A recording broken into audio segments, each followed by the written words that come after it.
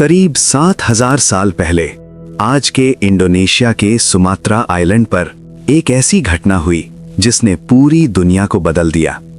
ये इवेंट हुआ था लेक टोबा के नीचे, जहां मौजूद था एक सुपर वोल्केनो, और फिर एक मैसिव एक्सप्लोजन हुआ। टोबा सुपर इरप्शन इतना पावरफुल कि साइंटिस्ट्स आज भी इसे लास्ट 2 मिलियन ईयर्स का सबसे बड़ा इरप्शन मानते हैं। लेकिन असली सवाल ये है, क्या इसने इंसानों को ऑलमोस्ट खत्म कर दिया था? और अगर हाँ, तो हम बचे कैसे?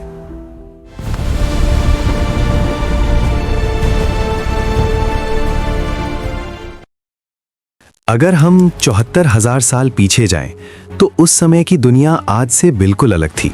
ह्यूमंस यानी होमो सेपियंस अभी अफ्रीका से बाहर निकलना शुरू ही कर रहे थे। पॉपुलेशन बहुत कम थी, लोग छोटे ग्रुप्स में रहते थे और पूरी तरह नेचर पर डिपेंड थे। कोई सिटीज नहीं, कोई फार्मिंग नहीं, बस हंटिंग और गैदरिंग। इसी समय अर्थ के अंदर इंडोनेशिया के रीजन में एक मैसिव मैग्मा चेंबर बन रहा था, जो हजारों सालों से प्रेशर कलेक्ट कर रहा था और सरफेस पर सब कुछ नॉर्मल दिख रहा था। यही नेचर की सबसे डेंजरस बात है। जब सब शांत होता है, तभी सबसे बड़ा खतरा छुपा होता है। अब सवाल ये है, क्या इरप्शन अचानक हुआ? आंसर है, पूरी तरह नहीं। जियोलॉजिकल स्टडीज के अनुसार इरप्शन से पहले रीजन में छोटे अर्थक्वेक्स और ट्रेमर्स हो रहे थे। ये सिग्नल्स थे कि नीचे मैग्मा मूवमेंट हो रहा है, लेकिन उस समय के इंसानों के लिए ये सिर्फ अर्थ शेकिंग था। कोई साइंटिफिक अंडरस्टैंडिंग नहीं थी, कोई वार्निंग सिस्टम नहीं था, और यही कारण था कि जब एक्चुअल डिजास्टर आया तो कोई तैयार नहीं था। प्रेशर अपने पीक पर पहुंच गया और अचानक अर्थ्स क्रस्ट टूट गई। टोबा सुपर इरप्शन शुरू हो गया। इस इरप्शन में करीब 2800 क्यूबिक किलोमीटर्स वोल्केनिक मटेरियल बाहर निकला। कंपैरिजन के लिए 1991 का mount Pinatubo eruption modern history का बिगेस्ट इरप्शन था, लेकिन टोबा उससे लगभग 100 गुना ज्यादा पावरफुल था। ऐश क्लाउड्स 40 से 50 किलोमीटर्स ऊपर तक गए, जो स्ट्रेटोस्फेयर तक पहुंच गए, और यहीं से ग्लोबल इंपैक्ट शुरू हुआ। इरप्शन के बाद ऐश एटमॉस्फेयर में फैल गई। ये सिर्फ इंडोनेशिया तक लिमिटेड नहीं रही, बल्कि हवा के साथ इंडिया, अफ्रीका, मिडिल ईस्ट तक पहुंच गई।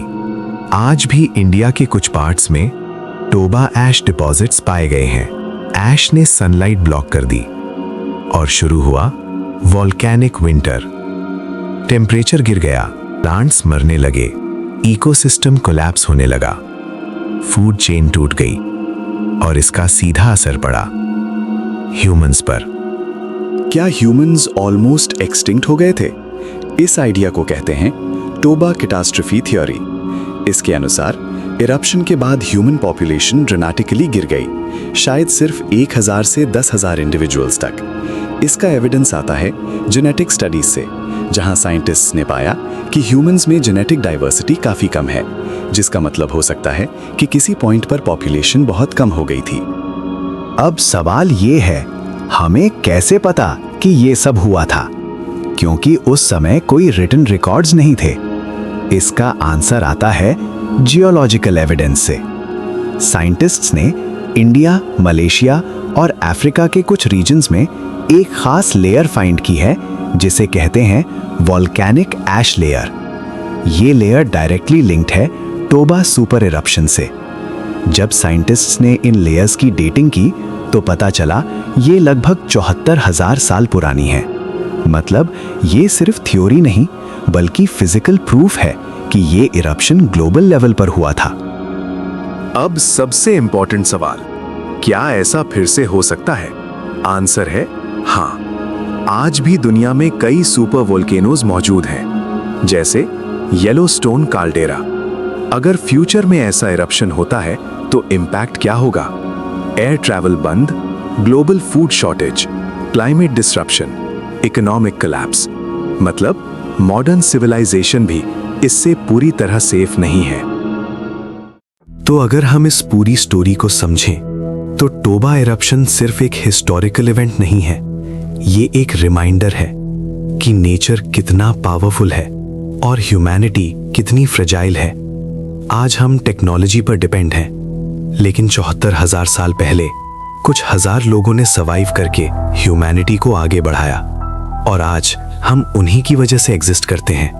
कभी कभी सबसे बड़ी कहानियां वो होती हैं जो ऑलमोस्ट खत्म हो चुकी थी।